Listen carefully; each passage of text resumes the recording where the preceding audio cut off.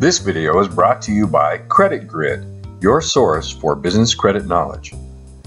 In this video segment, we will review the principles related to the time value of money. As we learn about the time value of money, let's focus on an example surrounding a business investment.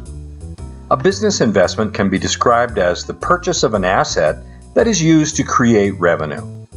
When making decisions about investments in any asset, it is often true that you have to purchase it with money up front or pay for it over time. Either way, you have to pay the costs of the asset to get the revenue that it can create. This is related to a saying in economics that states, "There is no such thing as a free lunch." An application of this is that you can't earn revenue without incurring some kind of costs. The costs of an investment and the revenues that are generated from it often occur at different times. The management of the timing pattern of revenues and costs is important for successful businesses. Here is why.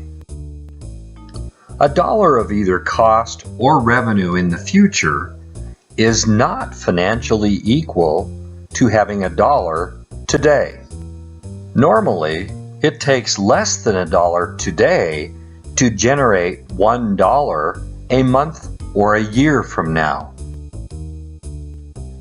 For example, if the rate of return on an investment is 10% per year, it really only takes about 91 cents today to create $1 1 year from now. The mathematics behind the time value of money work in both directions. In the previous example, we said that it only took about 91 cents to have $1 1 year from now if you have a 10% rate of return. However, this can go the other way as well. If there is a 10% rate of return available per year, $1 of revenue or costs 1 year from now is only worth about 91 cents in today's money. So the present value of future revenues or costs depends upon the rate of return available for investments the company makes and how long the money is delayed into the future. So let's say that again.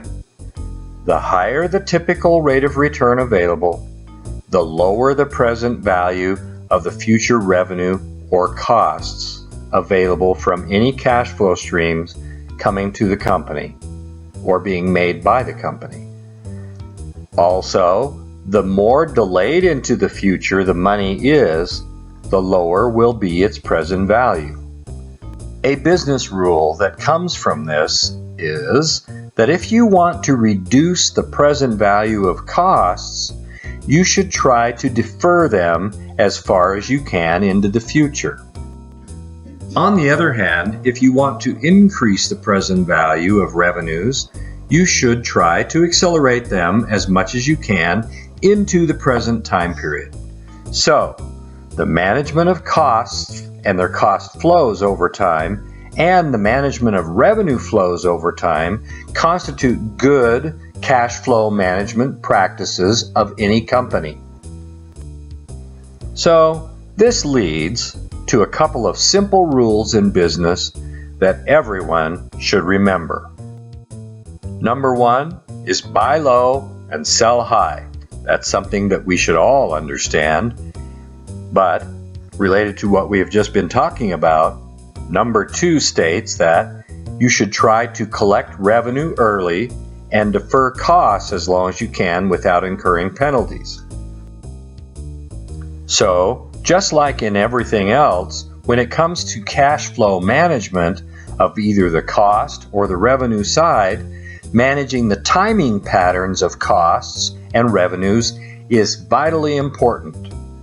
Thank you for watching this video brought to you by Credit Grid, your source for business credit knowledge. Thank you.